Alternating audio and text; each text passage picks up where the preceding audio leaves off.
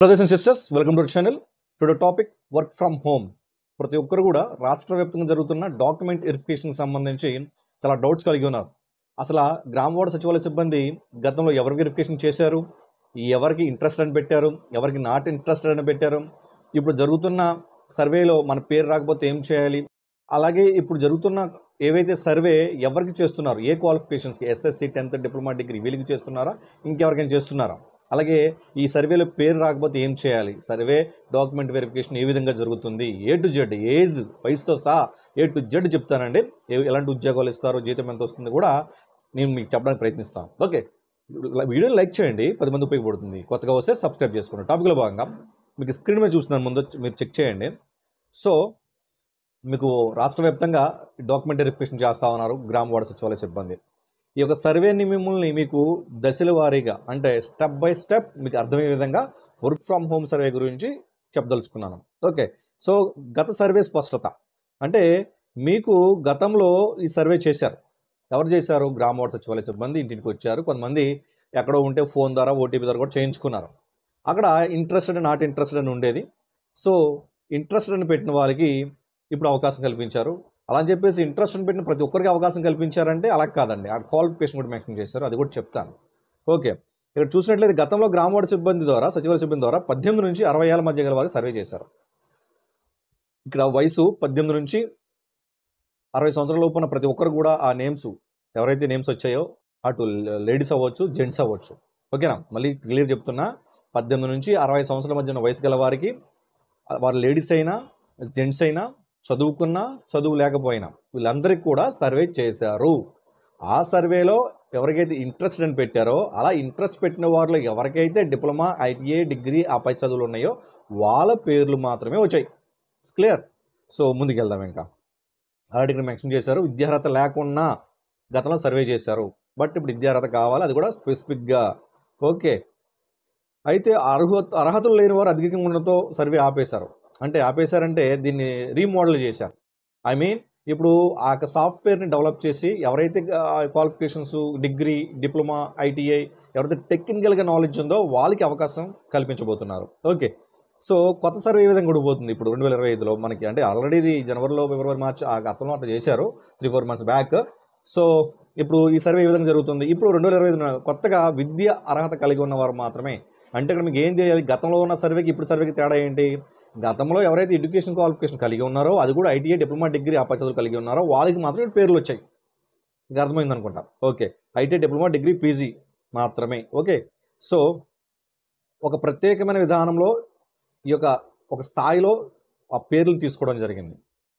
అంటే ఒక సాఫ్ట్వేర్ ఎలా నేమ్స్ ఫిల్టర్ చేసిందంటే, వాళ్ళు చదువుకునేవి ఉండాలి, వాళ్ళు జెంట్స్ అయినా లేదా లేడీస్ అయినా పర్వాలేదు, 18 నుంచి 60 సంవత్సరాల లోపు ఉన్న వయసు వీళ్ళల్లో ఎవరైతే technical knowledge, ITI, diploma, degree ఎవరైతే ఉన్నారో వాళ్ళకి ఈ పేర్లు రావడం జరిగింది. సర్వే ఎవరు చేస్తున్నారు? ఇంతకీ సర్వే ఎవరు చేస్తున్నారండి? సర్వే గ్రామ వార్డు సచివాలయ సిబ్బంది చేస్తున్నారు. వాళ్ళకి GSWS యాప్ ఉంది. ఓకేనా, అంటే అక్కడ GSWS మొబైల్ అప్లికేషన్ ఒకటి ఉంది, అందులో చేస్తూ ఉన్నారు వాళ్ళు. అందులో కొన్ని పేర్లు వచ్చాయి.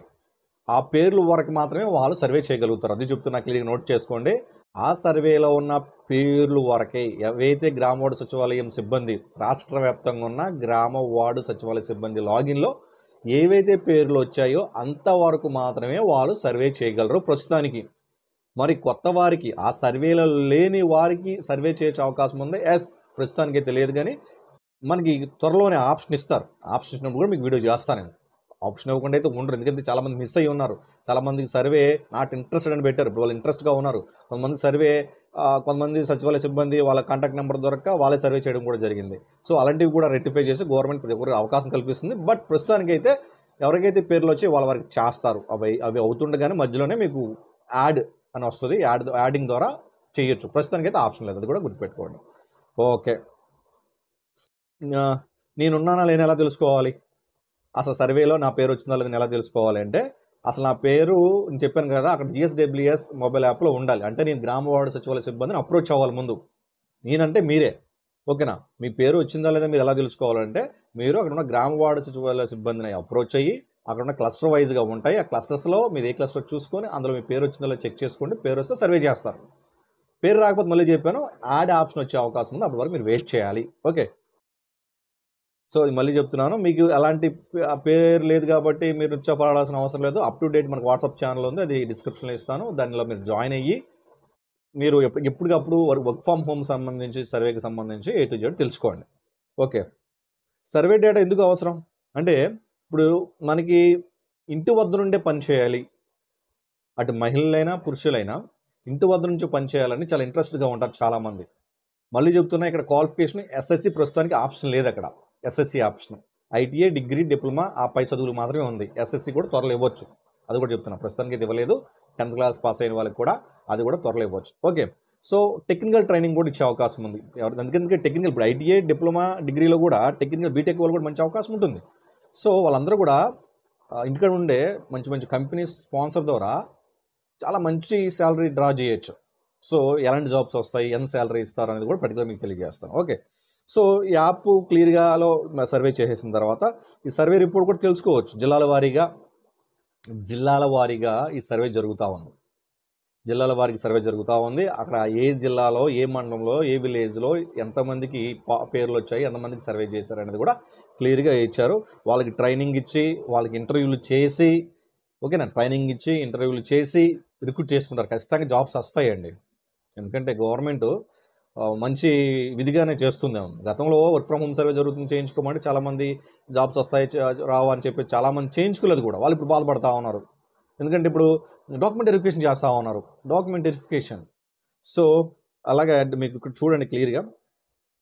ఇక్కడ చూసినట్లయితే మీరు మీరు చేయాల్సినవి ఏంటంటే, మీ పేరు ఉందా, ముందు మీ సచివాలయ సిబ్బందిని సంప్రదిస్తారు. మీ పేరుంది ప్రస్తుతం, అప్పుడు మీరు ఏం చేయాలి, ముందుగా మీరు ఆధార్ బయోమెట్రిక్ ద్వారా మీకు సర్వే స్టార్ట్ అవుతుంది. స్టార్టింగే ఆధార్ బయోమెట్రిక్ కంపల్సరీ.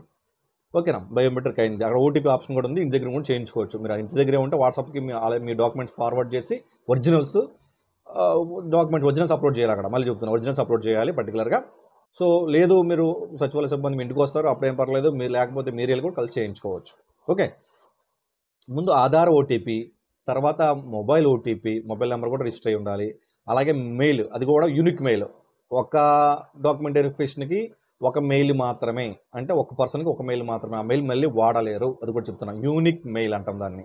ఓకే, ఒకసారి ఒకరికి మాత్రం వాడగలుగుతాం. అలాగా 3 OTPలతో వెరిఫికేషన్ జరుగుతుంది. విద్యార్హత certificate originals, ITA, diploma, degree, పై చదువులు, PGలు, PhDలు ఎవరైతే చేశారో ఒరిజినల్ డాక్యుమెంట్స్ మాత్రమే అప్లోడ్ చేయాలి, జిరాక్స్లు కాదు.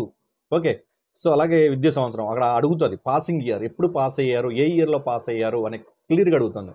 సో డాక్యుమెంట్స్లో ఉన్న చూసి మనం అక్కడ అప్లోడ్ చేయాలి. అలాగే మార్కులు లేదా GPA. చాలామందికి మార్కులు ఉంటాయి, కొంతమందికి పాయింట్స్ ఉంటాయి, GPA పాయింట్స్. సో మార్కులు అయినా పర్లేదు, పాయింట్స్ అయినా పర్లేదు, అక్కడ మెన్షన్ చేయాలి క్లియర్గా. ఓకే, తర్వాత కోర్స్ పేరు, అంటే మీరు డిగ్రీలో ఏం చేశారు, ITAలో ఏం తీసుకున్నారు, ఏ ట్రేడ్ తీసుకున్నారు, ఇవన్నీ కూడా మెన్షన్ చేయాలి. అంటే మీరు చదువుకున్న కోర్స్ కూడా స్ట్రీమ్ లైన్, స్పెషలైజేషన్ అది కూడా మెన్షన్ చేయాలి. అదేవిధంగా స్పెషలైజేషను, కోర్సు 2 కూడా. For example commerce statistics, commerce computers, commerce general. ఓకేనా, ఇక్కడ మళ్ళీ డిగ్రీలో డిఫరెంట్, బీటెక్లో డిఫరెంట్. సో స్ట్రీమ్ స్పెషలైజేషన్ కూడా మెన్షన్ చేయాలి. అక్కడ యూనివర్సిటీ పేరు, చాలామంది కామెంట్స్ అడుగుతూ ఉన్నారు, అన్న నేను చదివిన యూనివర్సిటీ కనబట్టలేదండి. వెయిట్ చేయండి అండి, ఖచ్చితంగా యాడ్ అవుతుంది. వెయిట్ చేయండి. ప్రస్తుతానికి కొన్ని యూనివర్సిటీలు కనిపిస్తున్నాయి, కొన్ని యూనివర్సిటీలు కనిపించట్లేదు. సో యూనివర్సిటీలు కూడా కొత్తగా యాడ్ అవుతాయి. ఓకే, కోర్సులు కూడా యాడ్ అవుతాయి. SSC కూడా త్వరలో యాడ్ అవుతుంది. అలాగే మీ యొక్క ఏదైతే మీ యూనివర్సిటీ కనబడట్లేదో ఆ యూనివర్సిటీ కూడా త్వరలో యాడ్ చేస్తారు, నో ప్రాబ్లం. ఓకే, సో తర్వాత ఎక్కడ చదువుకున్నారు, లొకేషన్. మీరు ఎక్కడ మీ డిగ్రీ, ఎక్కడ మీ ITA, ఎక్కడ మీ డిప్లొమా, ఎక్కడ మీ PG కంప్లీట్ చేశారు, అక్కడ మీ లొకేషన్, అక్కడ ఏ లొకేషన్లో చదివేశారు కూడా క్లియర్గా మెన్షన్ చేయాలి. ఇంత పకడ్బందీగా డాక్యుమెంట్ వెరిఫికేషన్ జరుగుతుంది, మీరు గుర్తుపెట్టుకోవాలి. డాక్యుమెంట్ వెరిఫికేషన్ పకడ్బందీగా జరుగుతూ ఉంది. అదేవిధంగా మీకు ఇచ్చే ముఖ్య పాయింట్స్ ఏంటంటే, ఇది ఉద్యోగం ఇచ్చే పథకం కాదు, అంటే ఒక ఉద్యోగం ఇచ్చే సర్వే కాదు, డాక్యుమెంట్ వెరిఫికేషన్ మాత్రమే. ఇందులో పేర్లు వచ్చినాయి, మాకు ఉద్యోగం ఇచ్చేస్తారు అనేది రాంగ్. ఈ పేర్లు వచ్చాయి, డాక్యుమెంట్ వెరిఫికేషన్ జరుగుతుంది, ట్రైనింగ్ ఇస్తారు, తర్వాత ఇంటర్వ్యూ జరుగుతుంది, తర్వాత మన క్యాపబుల్, మనం వర్క్ ఫ్రమ్ హోమ్కి సెట్ అవుతాము, మనకి అన్ని అర్హతలు కలిగి ఉన్నాయి అప్పుడు ప్రొవిజనల్ లిస్ట్ వస్తుంది.